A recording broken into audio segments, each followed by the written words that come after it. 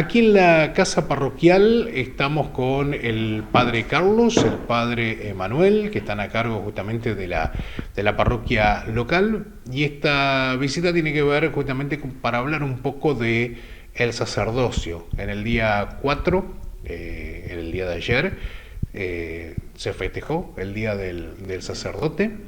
Y hoy es su cumpleaños, padre. ¿Cómo le va? Feliz cumpleaños. Gracias, Rodolfo, querida audiencia, muy buenos días. Hoy es el día 5 de agosto, la iglesia celebra a María Santísima, Nuestra Señora de las Nieves. Ese título fue consagrado en una iglesia, una de las 4 iglesias más importantes de Roma, Santa María la Mayor, en el Isquilino, en la zona de Roma. Y ahí está hoy sepultado el Papa Francisco. El Papa Francisco. No, es de Santa María de la Nieve, porque en pleno verano ya en Europa, 5 de agosto, el Esquilino, que era una zona elevada de Roma, apareció nevado, ¿no? Y había un matrimonio en aquel entonces ahí en Roma que tenían una gran devoción a la Virgen María, ¿no? Y ellos querían donar algo de lo suyo, de su capital, ¿no? A la iglesia, ¿no? Y bueno, y a través de ese milagro de la nieve, la Virgen les hizo una revelación a ese matrimonio. Dice, bueno, quiero que en ese lugar edifiquen una gruta, un santuario en mi nombre. Y bueno, y así, esa fue la historia que leí justamente hace poco tiempo de la Virgen de la Nieve, que es hoy, ¿no? 5 de noviembre. Así que, y bueno, es un día muy agradable para uno, ¿no? De celebrar la vida, ¿no? La vocación ayer y la vida hoy, se me juntan los dos eventos. Y bueno, estamos acá con el Padre Manuel, ¿no? En este secretaría, ¿no? Estos muebles antiguos acá, ¿no? Los archivos, los libros que hablan de la historia de Valle María y de la misión nuestra como sacerdote, ¿no? Claro. Somos los únicos, somos descendientes o estamos continuando el trabajo de muchos otros que nos precedieron en esa tarea, ¿no? Claro.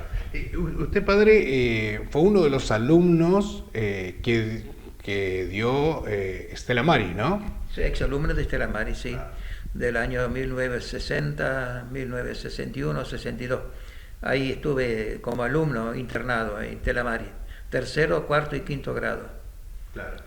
Y ya venía, digamos, de la familia religiosa, de la familia que en esos momentos por allí tener un hijo sacerdote o una hermana religiosa era como que consagraba, ¿no?, a la familia. Tal cual, sí, uno ya venía con ese respaldo familiar, ¿no?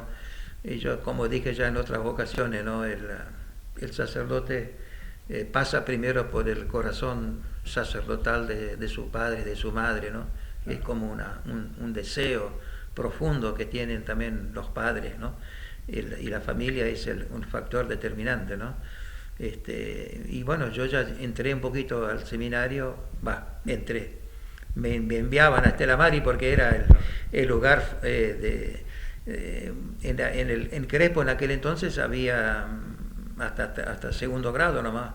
Después había que ir a una escuela estatal. Claro. Y yo tenía una base religiosa en el Colegio Sagrado Corazón de la Sierva del Espíritu Santo en Crespo. Para no pasar a una escuela estatal me enviaron aquí a Stella Maris para continuar un poquito más por temas de la religión, ¿no? Claro. Y bueno, después de Esperanza después de Stella Maris fuimos a Santa Fe a Esperanza, ¿no? Para el secundario. Y así después continuamos con el noviciado en Altagracia, donde siempre compartíamos con mi amigo Aníbal Paterer, ¿no? Y él luego del noviciado, bueno, dejó la congregación y yo continué, ¿no? Bueno, me ordené en el año 1980 en Crespo y Monseñor Jorge Novak fue el obispo que me consagró sacerdote, ¿no? Y bueno, hoy llevo ya Este año voy a cumplir ya, tuve 25 años de sacerdocio en el 2005 y este año voy a cumplir 50, no, 46 años de sacerdocio, ahora el 13 de diciembre de este año, sí. Antes de pasar a hablar un poco con el padre Emanuel, que son realidades diferentes de la formación, por decirlo de esta forma, porque es de otro país, pero padre, nosotros acá hasta el año 1994, todos los jóvenes que cumplían 18, anteriormente 20 años, tenían el servicio militar obligatorio, ¿no? Donde se hacía un sorteo por Radio Nacional, se publicaban los periódicos, en los diarios, y después esos jóvenes tenían que servir a la patria, como le decían en ese momento, hasta que el expresidente Menem, en el año 1994, decide sacarlo por algunas cosas que venían pasando en el ejército que no eran buenas cosas, incluido en la muerte de un soldado. En el caso de ustedes que estaban formándose como sacerdotes, ¿tenían que hacer el servicio militar obligatorio? Teníamos una ley y un artículo que nos exceptúa del servicio militar. Hoy todavía está vigente en la Constitución, ¿no? Hizo una ley y un artículo que absuelve, diríamos, o que deja libre a todos los estudiantes, aspirantes a la vida religiosa consagrada a Dios, ¿no? Sacerdotal, misionera. Entonces eso era pero teníamos que someternos al sorteo y a la revisación médica de como todo ciudadano de la clase 50, ¿no? Y bueno, después al final te sellaban la libreta como apto para todo servicio, pero con la constancia de que eras estudiante al sacerdocio, claro, seminarista, ¿no? Entonces quedaba libre, ¿no? Claro. Sí, sí. O sea que si usted no hubiese estado dentro del sacerdocio, le hubiese tocado, hubiese sido soldado en ese lapso. Sí, era apto para todo servicio como todos los demás compañeros de mi clase, ¿no? Sí, claro, sí. Claro. Bueno, hablemos con el padre Emanuel. Muy distinta, ¿no? La historia, recién hablábamos un poco con el padre Carlos del servicio militar obligatorio y ustedes, no sé si allí en su país tienen este mismo sistema o no. ¿Cómo le va? Feliz día por el día de ayer y gracias por recibirme en esta mañana del día miércoles. Bien, muy buenos días, gracias, ¿no? Y ahí directamente respondiendo a la pregunta, en mi país soy de Tanzania. En mi país no tenemos el servicio. Hasta entonces yo terminé el 2010 el secundario. Nosotros hasta entonces no teníamos el servicio militar, ¿no? Claro. Así que directamente entré en la congregación del Verbo Divino sin ningún impedimento, ¿no? del Estado de Tanzania. Tenía que ir a Nairobi, otro país vecino, para iniciar, ¿no? el postulantado. Eso del postulantado duró un año. Después de un año me enviaron a Ghana por el noviciado, ¿no? Hice un noviciado en Ghana y de Ghana volví a Nairobi, hice el profesorado, soy profesor de Historia y Lengua en la Universidad Católica de África Oriental, ¿no? Terminé mi profesorado, eso era 2016, ¿no? De 2016 a Argentina, llegué a Argentina, vine a Argentina para hacer una experiencia de pastoral, ¿no? Entonces, sin la base de castellano, bueno, empezar a aprender castellano en Buenos Aires, 3 meses de aprendizaje, de ahí me enviaron a Jujuy en el norte, en un colegio en el centro, donde trabajé por un año. Después de un año de trabajo en el norte, Jujuy, 2018, me enviaron a Córdoba para estudiar la filosofía y la teología hasta 2023. terminé la filosofía 2020, la teología y la filosofía 2023, me ordené diácono y volví otra vez a Jujuy por una experiencia diaconal, ¿no? Por 6 meses. Después de los 6 meses de la experiencia diaconal, volví a Tanzania para la ordenación sacerdotal y Argentina 2025 y ahora estoy con el padre Carlito, ¿no? En Valle María. En Valle María, sí, sí, sí. Padre Emanuel, usted venía de una familia católica, una familia que como la del padre Carlos, que por allí ya de niño, de muy joven, ya venía conociendo el tema de la religión o nace en forma espontánea. Yo nací de una familia católica. Bueno, en Tanzania la mayoría son católicos y después los musulmanes. Todos los domingos mis padres me llevaban, ¿no? Junto con mi hermano, éramos dos, junto con mi hermano nos llevaba a la misa todos los domingos, a las 6 de la mañana en la misa, en el primer banco. Crecí con esa inquietud de siempre demostrarme, quiero ser algún momento como esto, ¿no? Misionero, quiero ser algún día, ¿no? Entonces crecí con eso, me acompañaban, ¿no?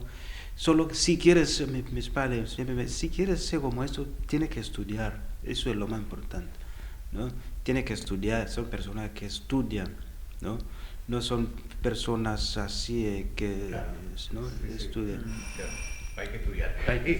Padre, usted es un nativo digital, digamos, usted nació ya casi, o al menos en sus primeros años de estudio con el tema de internet y demás cosas.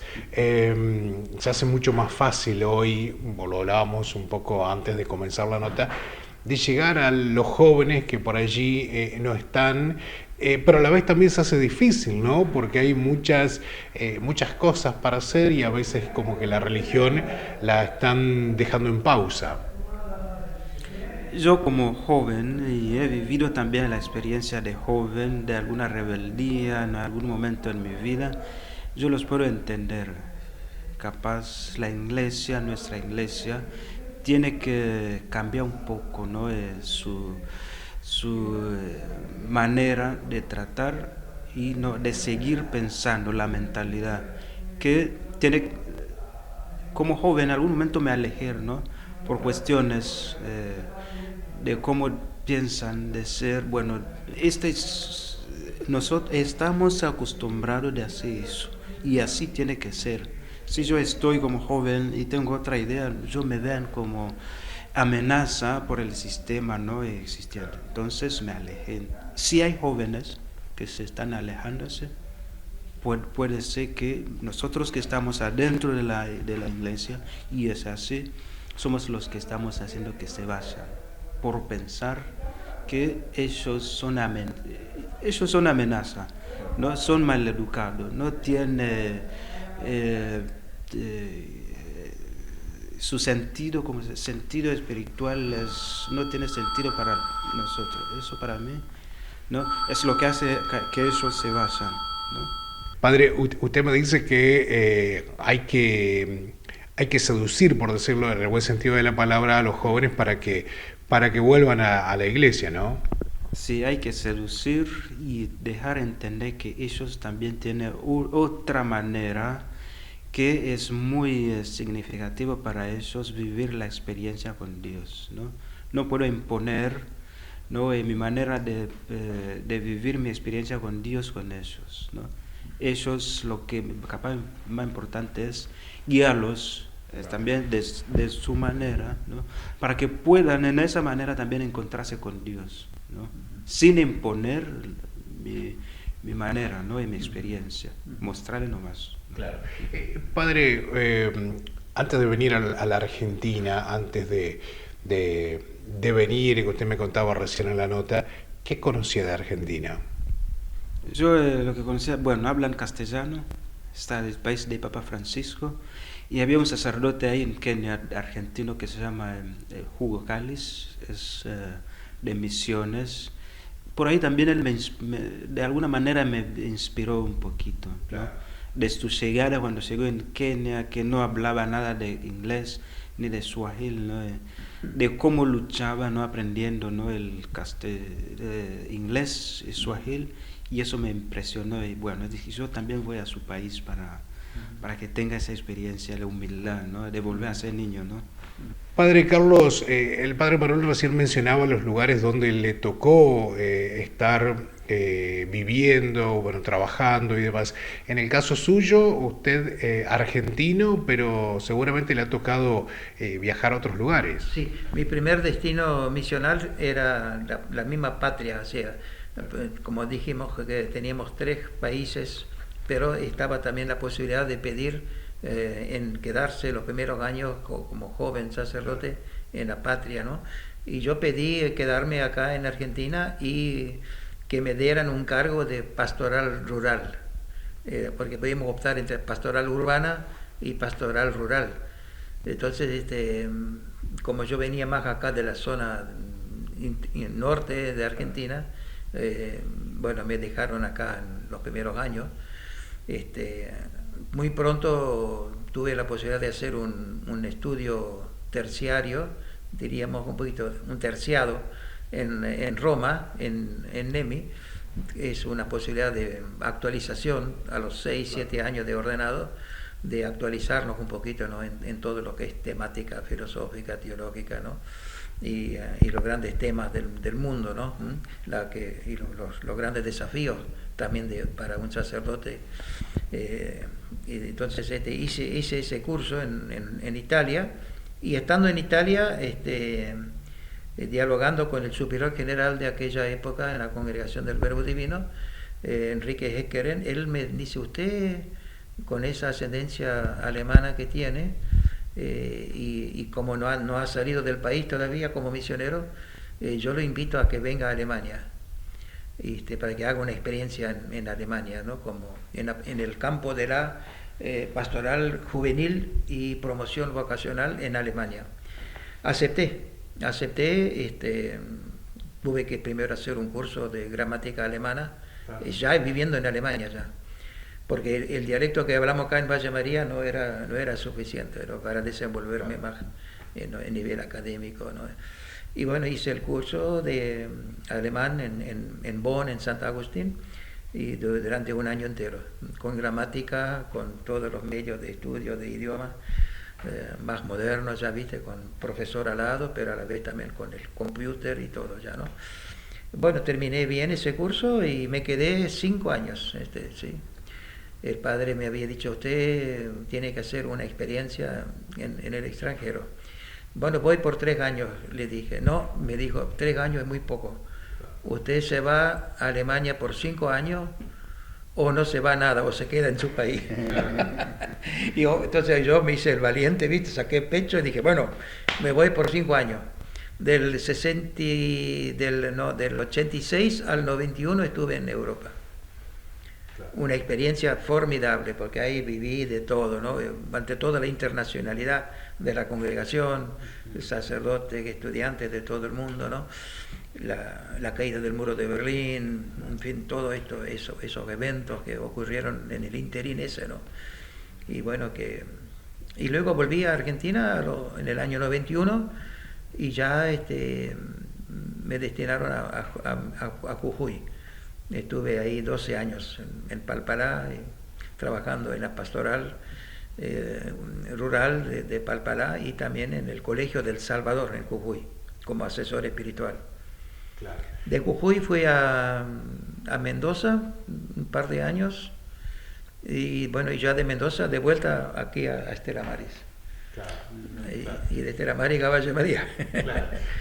Padre, usted recién mencionaba un poco los años, y yo me ponía a pensar mientras lo escuchaba a usted, la comunicación con sus familiares. Estando en Europa, no teníamos la tecnología que tenemos hoy, que es mandar un WhatsApp y automáticamente el familiar que está en la otra parte del mundo sabe la noticia que uno le da.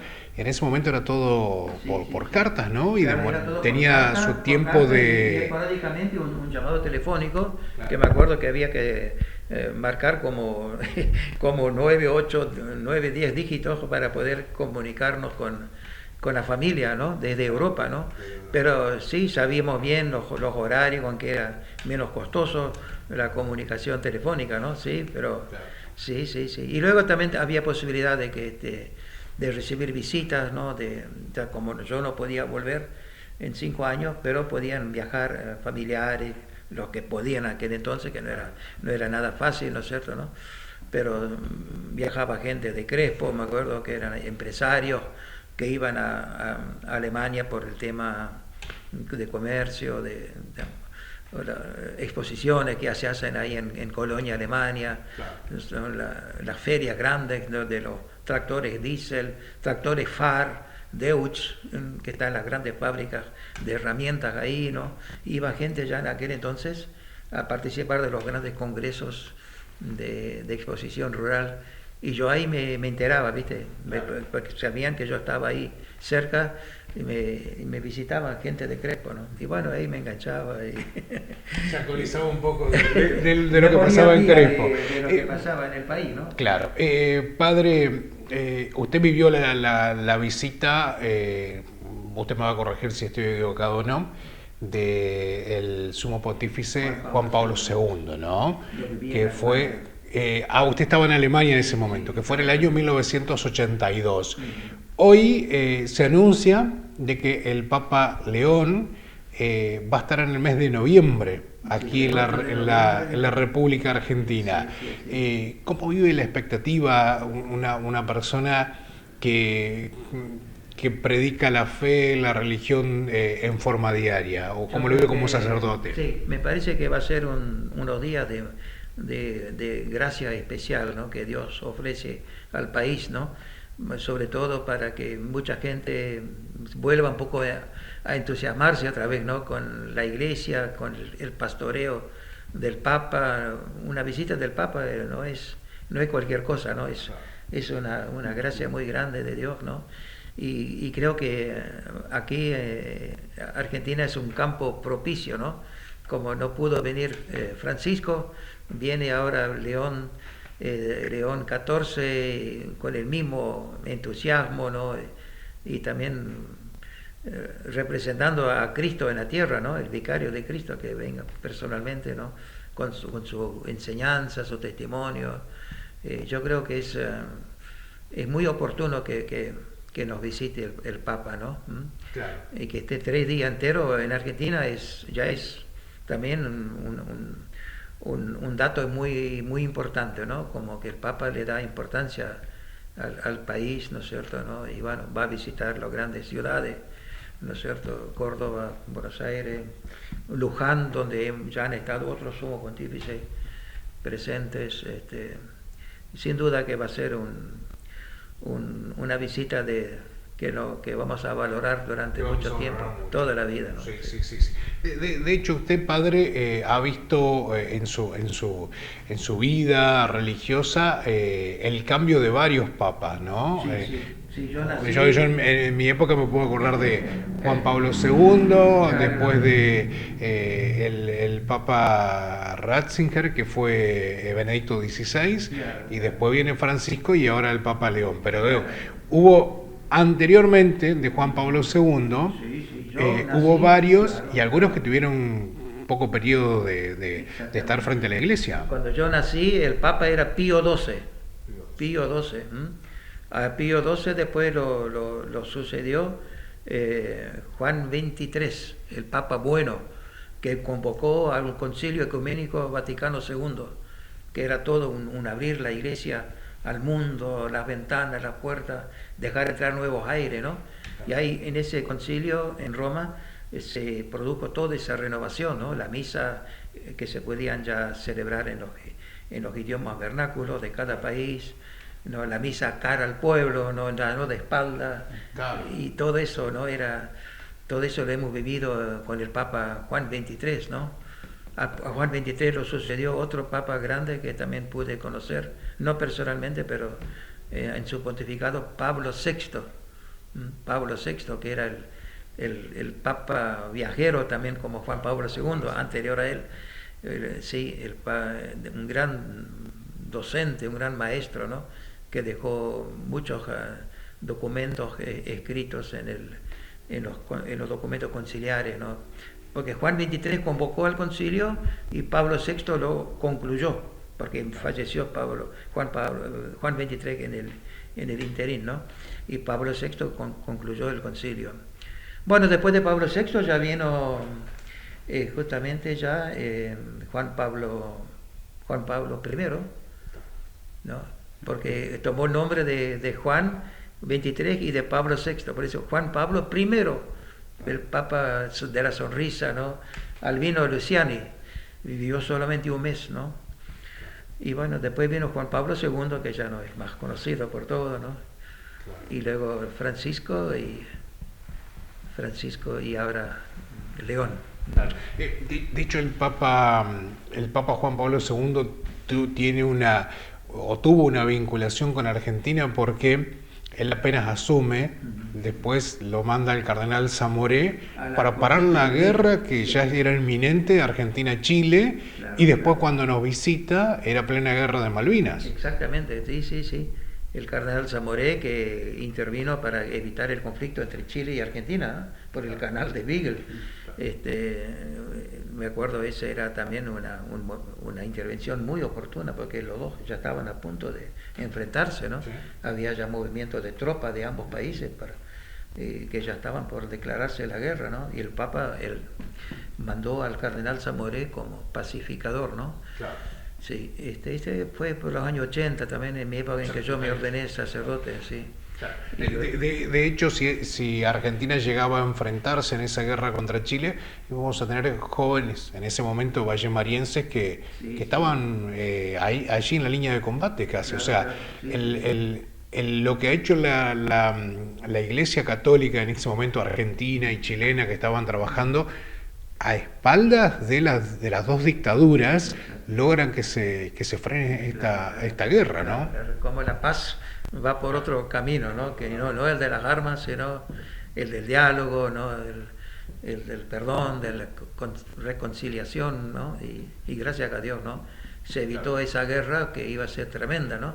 Entre países vecinos, hermanos, ¿no? Sí. Así que tengamos la rivalidad futbolística nada más. Bueno, padre Emanuel, seguramente se enteró, ¿no? del Papa que viene a la República Argentina. ¿Cómo lo toma usted? Si bien no es argentino nativo, pero hace tiempo que está aquí. Y después le voy a preguntar a los dos también, ¿tienen ganas de ir a verlo? Bien, ¿no? De ganas de ir a verlo. Creo que todos vamos a tener, ¿no? De participar en su celebración. Y su llegada de verdad, la llegada del León va a marcar, ¿no? Un antes, uno después, ¿no? Y es una venida que nos viene, y seguro también, como dijo el padre Carlos, ¿no? Nos viene con bendición, nos va a fortalecer un poquito en todo el camino espiritual, ¿no? Toda la religiosidad, ¿no? Así que esperamos muchas bendiciones, ¿no? Por parte de él. Y me acuerdo en un encuentro que tuvimos hace poco con el obispo, él decía que toda la preparación también sea como momento de fortalecer y no se acabe, no se termine después de la visita, ¿no? Claro. Sino que sea algo que viva, ¿no? Toda esa preparación, las oraciones, porque pronto va a haber oraciones, ¿no? Oración por la llegada del Papa, por las actividades que va a hacer el Papa. Que todas esas oraciones sea por fortalecer nuestras comunidades, nuestras familias, ¿no? Y todo lo religioso. Y que no se termine después de que se fuera, que haya, ¿no? Más actividades que convoca, ¿no? Claro. Que esto sea un principio y no un fin, justamente. Un principio, así un fin. Sí. Claro. Bueno, padre Carlos, descendiente de alemanes del Volga, ¿no? y estuvo formándose en Alemania con el tema del idioma, que por allí el dialecto no le alcanzaba para algunas cosas. Ya finalizando, le pido una bendición en el idioma justamente de los alemanes del Volga para toda la comunidad. Unsere Hilfe ist im Namen des Herrn, der Himmel und Erde geschaffen hat. Nuestra ayuda está en el nombre del Señor que hizo el cielo y la tierra. Der Herr sei mit euch, el Señor esté con ustedes. Es segnet und behüte euch der allmächtige, dreieinige Gott, der Vater, der Sohn und der Heilige Geist. Los bendiga y acompañe el Dios uno y trino, Padre, Hijo y Espíritu Santo. Amén. Bueno, y padre, a usted le tengo que pedir en su idioma, obviamente, si no lo voy a dejar. El idioma que ustedes hablan allí en su país, aparte del inglés, tienen el idioma nativo, digamos, ¿no? Swahili. En Swahili, kwa jina la Baba, na la Mwana, na la Roho Takatifu. Amina. Eso todos saben, ¿no? Awabariki Mungu Mwenyezi, Baba na Mwana na Roho Mtakatifu, baraka zake zikae nanyi siku zote milele na milele. Amina. Que el Dios, no de la vida, les bendiga en el nombre del Padre, del Hijo y del Espíritu Santo, y su bendición permanezca siempre con todos ustedes. Amén.